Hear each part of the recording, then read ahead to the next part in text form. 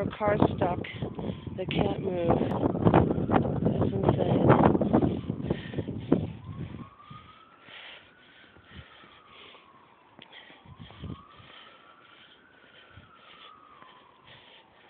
Look at this.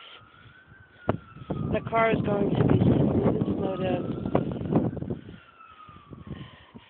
Look at that.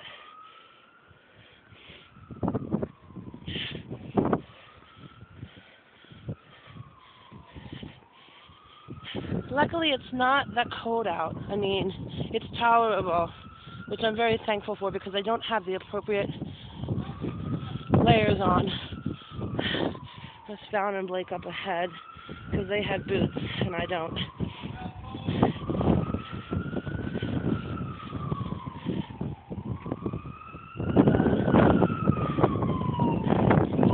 Wow, unbelievable.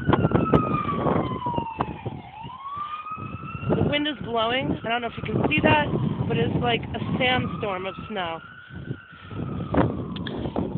This is like our second biggest storm we've had in the 20 years that I've been in New York.